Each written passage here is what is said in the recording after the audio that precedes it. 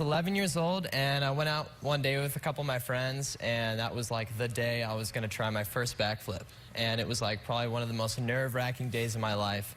But I went out there, and my one friend dropped in and did his backflip, and then I dropped in and did my backflip and landed it. And that was like the moment when I realized, hey, you know, I'm okay at this. Nick Goeppers, after his victory in the X Games, appearing with another Indiana guy, David Letterman, and I'm told he was on TV again on Thursday night. Tell me, what's it like seeing your brother on television? Is it weird? Well, it's pretty weird the first time, but after a while you kind of get used to it. And do you give him tips? Not really, no. If anything, he'd be the one giving me the tips. Do you hear from friends or something that talk about that? Hey, saw your brother on TV or something. I'm just wondering, do you guys have suggestions for him? Say, hey, when you're there, he handles himself really well, though. Yeah, the only thing I joke with him about is, you know, he likes to sit there and, you know, fidget and turn and mess with his zipper, and, you know, he's constantly doing something with his hands, and I always tell him, you know, calm down, quit, stop moving for once. But, yeah. Brady, you want to add anything to that? Same thing. I mean, he's just like nonstop. But you probably expect that, don't you? You know, like your dad said, he has only 2 speeds, and he's probably not used to sitting still. Yeah, he's just always going all the time. He's so excited, I guess. You know, one of the things, it's not just him that gets thrust into media attention, as you guys do. Are you ready for that sort of thing when you're a family with having to deal with the media, Chris? It took a little getting used to.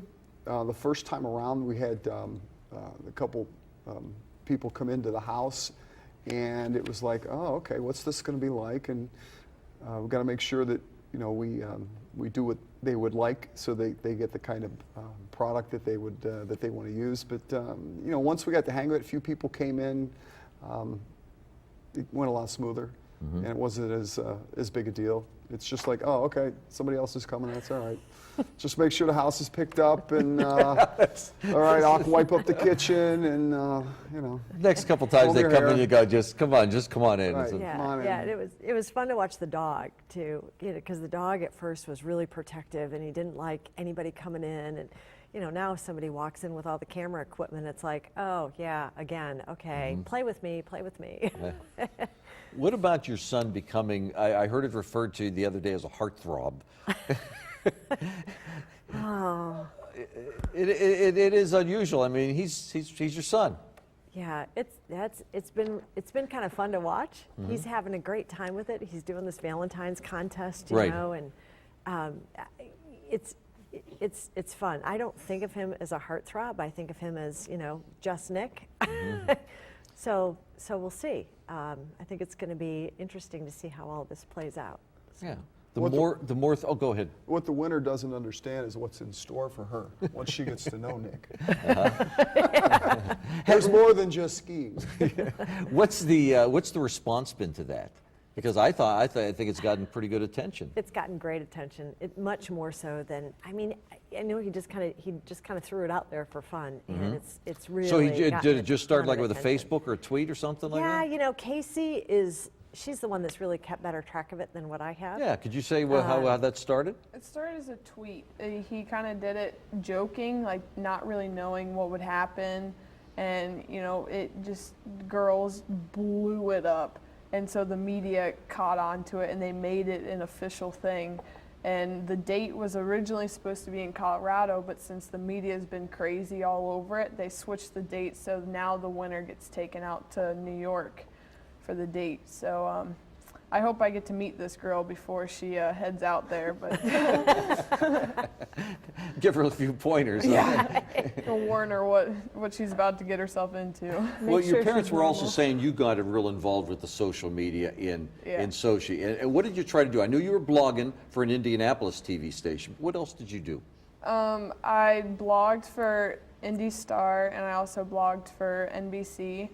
And I did a couple video shoots and sent them back here so that news stations could use them.